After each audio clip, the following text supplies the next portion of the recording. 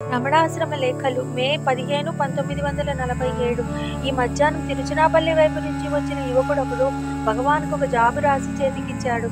దేశంలో ఎందరో జనం అన్నం లేక మాడుతున్నారని, ఎంతో కల్లోలంగా ఉందని, వారి కష్టం చూడలేకున్నామని, భగవాన్ ఏదైనా నివారణోపాయం చెప్పవలసిందని, తమ వంటి పెద్దలు ఏమీ చెప్పకుంటే ఎలాగని ఆ జాబులోని విషయ సారాంశం భగవాన్ చదివి అతని వంక పరిశీలనగా చూస్తూ, అదా నీకు కావలసింది?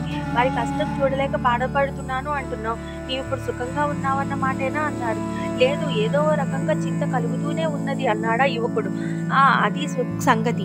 నీ సుఖమేదో నీకు తెలియదు. వారి కొరక చింత. లోకులందరూ ఒకే విధంగా ఉండేలా చెయ్యాలంటే సాధ్యపడుతుందా? అంతా అందలం ఎక్కితే మోసేదెవరన్నట్లు అంతా రాజు అయితే వీడు రాజని నిర్దేశించి ఎలా చెప్పగలరు?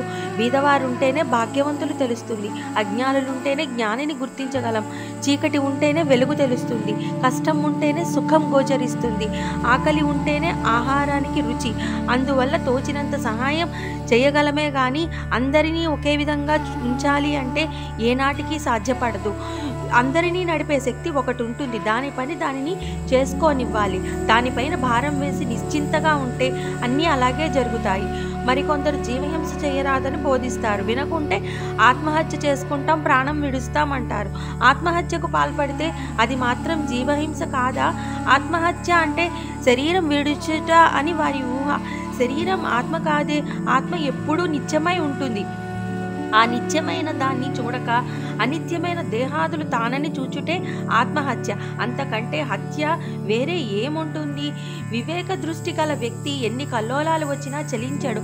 ప్రపంచ కష్ట సుఖాలన్నీ నటనా మాత్రంగా భావిస్తాడు. వారికి ఈ దృష్టిలో ఈ లోకం ఒక నాటకశాల, అదే ఈశ్వరునికి ఇది ఒక నాటకశాల. ఇందులో నీవొక నటుడవు. నీ శక్తిని అనుసరించి చేతనైనంత వరకు సహాయపడవచ్చు. అంతా సమానంగా ఉండేలా చేయాలి అంటే ఏ కాలంలో ఎవరి వల్ల సాధ్యం కాలేదు, కాబోదు. లోకల్లో శాంతి లేకుండా పోయింది అని విచారించే బదులు మనకు శాంతి ఎలా కలుగుతుందా అని విచారించి తెలుసుకుంటే మంచిది. తన మనస్సు శాంతిగా ఉంటే లోకమంతా శాంతిగానే కనపడుతుంది అని అన్నారు భగవాన్.